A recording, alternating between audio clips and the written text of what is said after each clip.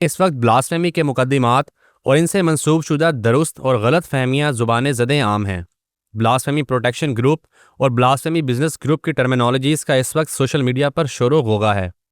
ابھی تک صرف سوشل میڈیا پر ویڈیوز کے ذریعے سے یہ دونوں اطراف سے نیریٹو پھیلایا جا رہا تھا اور معاملے کی ایک دھندلائی سی تصویر نظر آ رہی تھی جس نے عوام الناس کو شکوک و شبہات میں مبتلا کیا ہوا تھا۔ اسی حوالے سے ٹی سی ایم اوریجنلز نے ایک ڈیبیٹ کا انعقاد کیا جس میں کیسر احمد راجہ اور فنود عالم صاحب نے بطور ڈیبیٹر شرکت کی۔ اس ڈیبیٹ کے اندر دونوں شرکاء کو ایک ڈیکورم کے تحت بحث کرنا تھی تاکہ عوام الناس تک واضح حقائق پہنچ سکیں اور عوام الناس اپنے فہم و فراست سے پیش کیے گئے شواہد کا تجزیہ کر سکیں۔ کیسر احمد راجہ جو کہ اس وقت بلاسفیمی کیسز کے معاملے پر صف اول میں نظر آتے ہیں، انہوں نے اس پلیٹ فارم پر ان تمام چیزوں پر واضح اور جامع انداز میں بات کی جس پر معزز عدلیہ نے وکلاء کو بات کرنے کا موقع نہیں دیا تھا، اور یہی وجہ بنی کہ فنود عالم صاحب کیسر صاحب کے سوالات کا جواب دینے سے قاصر رہے اور میں نہ مانوں پر مضر رہے۔ کیسر صاحب نے جس طرح سے شواہد کی موجودگی میں فنود صاحب کے سوالات اور دعووں کا جواب دیا وہ قابل تحسین ہے۔ ہم اپنے ویورز کو سجیسٹ کریں گے کہ وہ اس ڈیبیٹ کو دیکھیں اور اپنی فہم و فراست سے اس کا تجزیہ کریں۔ اس ڈیبیٹ کے بارے میں ناظرین کا کیا کہنا تھا، آئیے اس پر بھی نظر ڈالتے ہیں۔ ایک صارف کا کہنا تھا، کیسر صاحب سے عام طور پر اتفاق کریں یا اختلاف کریں، لیکن یہاں ان کی تیاری بہت ہی عمدہ ہے، ہر چیز کا دستاویزی ثبوت سامنے رکھا ہے، جبکہ فنود صاحب جنرل باتیں کر رہے ہیں۔ اتنی سنجیدہ ڈیبیٹ میں فنود صاحب کو سوشل میڈیا کی ریٹورک سے آگے بڑھنا چاہیے تھا۔ ایک اور صارف نے کہا، راجہ صاحب نے میرے دل میں بہت زیادہ عزت بنا لی ہے، کیونکہ انہوں نے جانتے ہوئے بھی کہ فنود بھائی کے پاس سوال کا جواب نہیں ہے ان کو گرل نہیں کیا۔ ایک باعلم اور سلیقہ مند انسان ہی ایسا کر سکتا ہے، وگرنہ ہمارے معاشرے میں لوگ ایسے مواقع پر اپنے مخالفین کی شدید توہین کرتے ہیں۔ ایک اور صارف نے کہا، فنود بھائی نے ڈیبیٹ کے ساتھ زیادتی کی ہے، اس طرح بغیر تیاری کے ادھر ادھر کی باتیں کر کے ڈیبیٹس نہیں کی جاتی۔ کیسر بھائی سے ان کو سیکھنا چاہیے کہ ڈیبیٹ کی تیاری کیسے کی جاتی ہے۔ ایک اور صارف نے کہا، میں فنود عالم کا بہت بڑا فین ہوں اور کیسر راجہ کے بہت خلاف ہوں، لیکن یہاں پہ فنود بھائی کی سٹیٹمنٹ ویک ہے، یا تو فنود بھائی کی تیاری نہیں یا اس کیس میں دم ہی نہیں، کیسر یہاں کلیئرلی ڈومینیٹ کر رہے ہیں۔ ایک اور صارف نے کہا، فنود صاحب پر بہت ترس آ رہا ہے۔ ایک اور صارف نے کہا، فنود صاحب دیسی سیکولرز کے بیسٹ ہیں، اب ذرا تصور کریں ان کا ورسٹ کیا ہوگا۔ ایک صارف نے کہا، اسی لیے یہ لوگ ڈیبیٹ نہیں کرتے، صرف سوشل میڈیا پہ ویڈیوز کھیلنا اچھا لگتا ہے۔ ایک اور صارف نے کہا، یہ ڈیبیٹ دیکھنے کے بعد مجھے اندازہ ہو رہا ہے کہ کیوں سیکولرز اور لبرلز کیسر بھائی سے ڈیبیٹ نہیں کرتے۔ ایک صارف نے سارکیزم میں کہا، فنود عالم یار اتنی بھی تیاری نہیں کی۔ انجینئر محمد علی مرزا صاحب کی گرفتاری کے بعد عبدالوارث صاحب کو سوشل میڈیا پر شدید تنقید اور ٹرول کا نشانہ بنایا جا رہا ہے۔ عبدالوارث گل صاحب کی ایک ویڈیو اپلوڈ کی گئی ہے جس کے تحت یہ تاثر دیا جا رہا ہے کہ عبدالوارث گل صاحب نے بھی مسیحی برادری کے حوالے سے انہی نظریات کا اظہار کیا تھا کہ جن کا اظہار انجینئر صاحب نے پوڈ کاسٹ میں کیا۔ بات صرف ٹرولنگ تک ہی نہیں تھی، بلکہ عبدالوارث گل صاحب کے بقول ان کی جان کو سنگین خطرات لاحق ہیں اور ان کو دھمکیاں دی جا رہی ہیں۔ اس حوالے سے عبدالوارث صاحب نے مزید کیا کہا، آئیے ملاحظہ کرتے ہیں۔ انجینئر محمد علی بھائی کے جو اسٹوڈنٹس ہیں اور ان کے جو فالوورز ہیں، انہوں نے میرے خلاف ایک محاذ کھڑا کیا ہوا ہے اور میری ویڈیوز کو لے کے ٹرولنگ کر رہے ہیں کہ جی عبدالوارث نے بھی کچھ مقامات پر یہ کہا ہے کہ مسیحی جو ہے محمد صلی اللہ علیہ وسلم کو سچا نبی نہیں مانتے۔ جی میں نے یہ بات کہی ہے، لیکن آپ دو باتوں کو گڑمٹ کر رہے ہیں۔ پہلی بات یہ کہ وہ رسول اللہ کو سچا نبی نہیں مانتے، یہ ان کا اجتماعی عقیدہ ہے، لیکن دوسری بات یہ کہ وہ معاذ اللہ لفظ دجال سے جو ہے وہ رسول اللہ کو تشبیہ دیتے ہیں، تو یہ مسیحیوں کا کوئی اجتماعی عقیدہ نہیں ہے۔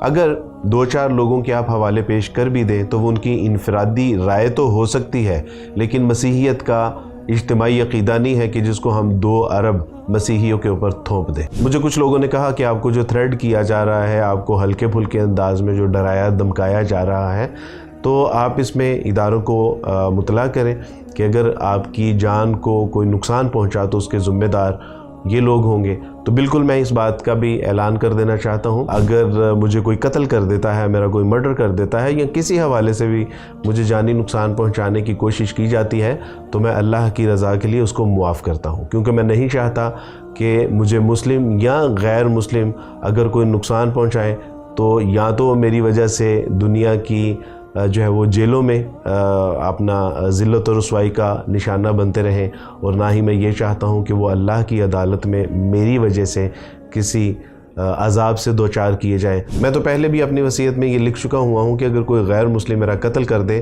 تو اس کو معاف کر دیا جائے، ممکن ہے حسن سلوک کے سبب سے وہ ہلکا بگوش اسلام ہو جائے، لہٰذا یہ بات نوٹ کر لی جائے۔ میں اللہ سبحانہ و تعالیٰ کی رضا کے لیے اپنے نقصان پہنچانے والوں کو اللہ کی رضا کے لیے معاف کرتا ہوں۔ انجینئر صاحب کی گرفتاری کے بعد کیسر احمد راجہ صاحب کا ایک کلپ منظر عام پر آیا، جس میں کیسر احمد صاحب نے انجینئر صاحب کے حوالے سے بات کرتے ہوئے کہا کہ چونکہ اس وقت ہر طرف انجینئر صاحب کی گرفتاری کے حوالے سے بحث چل رہی ہے کہ یہ درست ہے یا نہیں، ایسے میں اس نقطے پر بات کرنا ضروری ہے جو کہ دراصل سوشل میڈیا کی اس بحث میں گم ہو کر رہ گیا ہے۔ یہ نقطہ کیا ہے، آئیے راجہ صاحب کے الفاظ میں ملاحظہ کرتے ہیں۔ اور میں اس پہ بات کرنا چاہوں گا کہ یہ 295C اس سارے جو ایک ویڈیوز بن رہے ہیں، کانٹینٹ بن رہا ہے، اس کی گرد میں جو ایک بڑی اہم بات تھی وہ گم ہوتی جا رہی ہے، اور وہ یہ ہے کہ انجینئر مرزا نے یہ جو ایک کانسیپٹ دے دیا ہے کہ گستاخ عیسائی عورت سے شادی کرنے کی اسلام اجازت دیتا ہے، یہ انتہائی قابل مذمت، انتہائی شرمناک بیان ہے۔ اور ایک آدمی جو خود کو اسکالر کے طور پہ پریزنٹ کرتا ہو، خود کو مفتی کے طور پہ، کو فتوے تو دیتے رہتے ہیں صاحب، اس کے طور پہ پریزنٹ کرتا ہو، تو کسی ایک آدمی کا اگر نکاح کسی ایسی عورت سے ہو جاتا ہے اس لیے کہ انجینئر صاحب نے کہا ہوا، تو یہ گناہ جاریہ ہے، یہ تو انجینئر صاحب کے کھاتے میں لکھا جاتا رہے گا۔ مجھے یہ سمجھ نہیں آتی کہ آخرکار ضرورت کیا پڑی ہوئی ہے دین کو اتنا اندر سے خراب کرنے کی۔ کوئی اسلام، یہ اسٹیبلشڈ بات ہے کہ کسی گستاخ مرد کسی گستاخ عورت سے شادی نہیں کی جا سکتی۔ اگر وہ مسلمان ہیں ان سے شادی نہیں کی جا سکتی تو اہل کتاب میں سے ہوں گے تو ان کو کیا ایکسیپشن دے دی جائے گی؟ کسی مسلمان کے ساتھ آپ کا نکاح ہوا ہے، اس نے ایسی گستاخی کی ہے جس سے آپ دائرہ اسلام سے خارج ہو جاتے ہیں، آپ کا نکاح ختم ہو جاتا ہے۔ یعنی آپ مسلمانوں کے اندر ایسے لوگوں سے آپ ایسا رشتہ نہیں رکھ سکتے، تو اہل کتاب کو کیا خصوصی ایک ہوگی آپ کو؟ اور وہ بھی پھر نکاح جیسی بات۔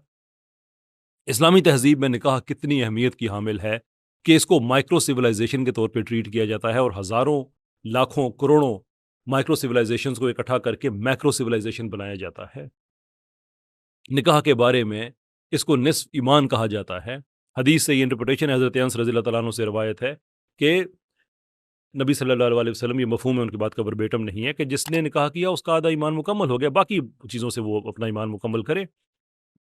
تو آپ جس عورت سے اپنا آدھا ایمان پورا کر رہے ہیں، اگر آپ یہ قائل کر رہے ہیں لوگوں کو کہ وہ گستاخ بھی ہو سکتی ہے، تو اس کا مطلب ہے کہ اسلام میں گستاخی کوئی مسئلہ نہیں ہے۔ پھر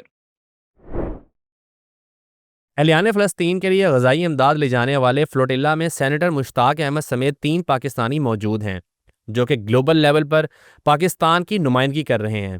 ماریا بی نے اس سلسلے میں ایکس پر ٹویٹ کیا جس میں انہوں نے بائیکاٹ کی مہم کو جاری رکھنے کی اپیل کی اور پاکستان کی اس فلوٹیلا میں ریپریزنٹیشن پر اظہار تشکر اور فخر کیا۔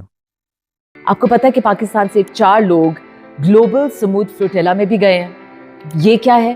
یہ ایک مشن ہے ہیومینیٹیرین ایڈ کو لے کے جانے کے لیے فلسطین۔ یہ آپ اور میرے جیسے لوگ ہیں جو پوری دنیا سے آل فیتھس آر ٹوگیدر، ان میں سینیٹر مشتاق بھی ایک ہے۔ ہمیں اتنا فخر ہے کہ پاکستان کی ریپرزنٹیشن دی گئی ہے اس میں۔